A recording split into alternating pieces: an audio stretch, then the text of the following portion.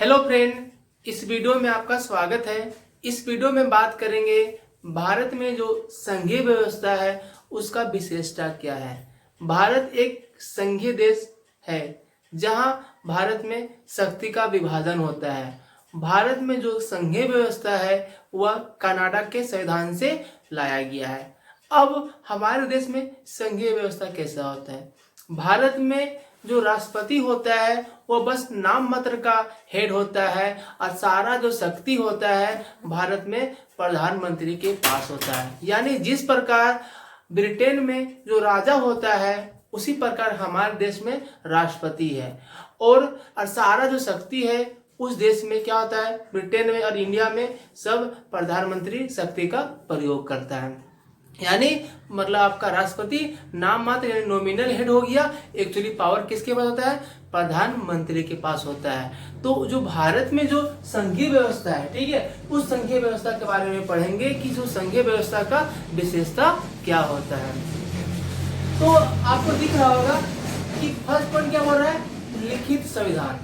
यानी जो भी संघीय देश है, जैसे भारत एक संघीय देश है तो भारत में क्या है, एक लिखित संविधान है। यानी भारत में क्या है, एक लिखित संविधान है। हमारा जो संविधान है वह 26 जनवरी 1950 को क्या हुआ, भारत में लागू हुआ। लेकिन जो संविधान सभा था उसने 26 नवंबर 1949 को संविधान को बना दिया था, लेकिन इसे लागू किया गया 26 जनवरी 1950 को। और जो हमारा संविधान में अगर बोले मेन आर्टिकल कितना है तो 395 है, लेकिन प्रेजेंट टाइम में बहुत सा संशोधन हुआ जिससे 450 एबव हो गया। और अगर वो बात करें तो हमारे संविधान में भाग कितना है तो 22 भाग हो गया और अनुसूची कितना है, 12 अनुसूची हो गया।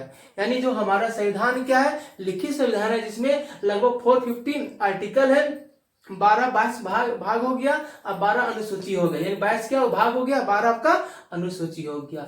यानी फर्स्ट पॉइंट कंप्लीट हो गया, समझ गए हम। अब हो रहा है शक्ति का विभाजन।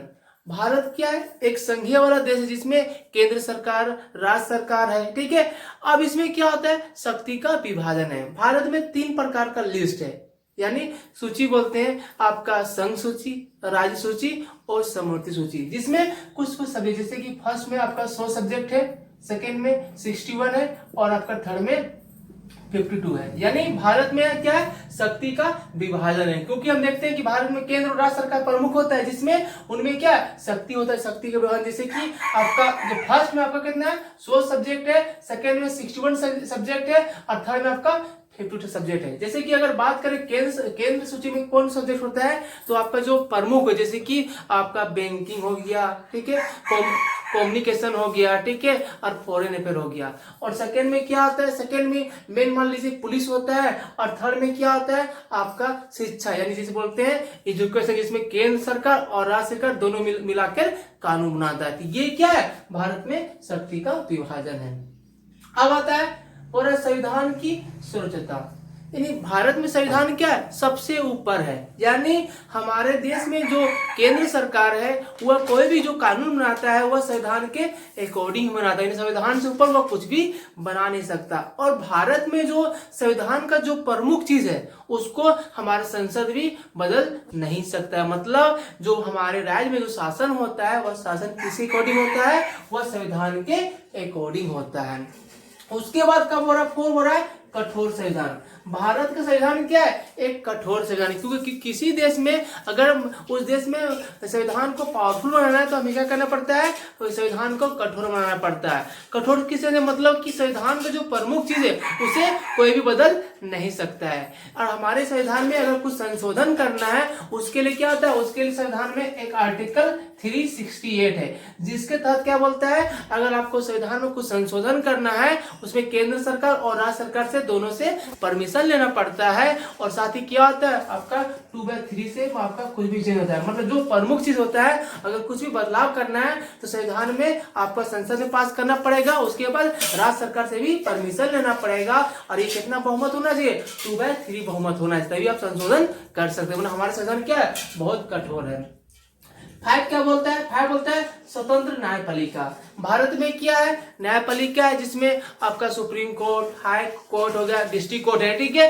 तो इंडिया में जो न्यायपालिका क्या होता है वह आपका केंद्र सरकार से पूरा अलग है। मतलब केंद्र सरकार कभी भी न्यायपालिका के काम में दखल नहीं देता है, नियुक्ति करता है लेकिन वो दखल नहीं देता है। अगर केंद्र सरकार कभी कोई राज्य सरकार या केंद्र सरकार कोई ऐसा कानून बनाया जो संविधान के उल्लंघन करता है, तो जो हमारे सुप्रीम कोर्ट है और हाई कोर्ट क्या करता है, केंद्र और राज्य सरकार के कानून को रद्द कर सकता है। मतलब हमारे पास क्या ये, यानी जो हमारा न्यायपालिका उसके पास शक्ति होता है कि वह उनके कानून को रद्द कर सकता है। यानी हमारा भारत में क्या स्वतंत्र न्यायपालिका है।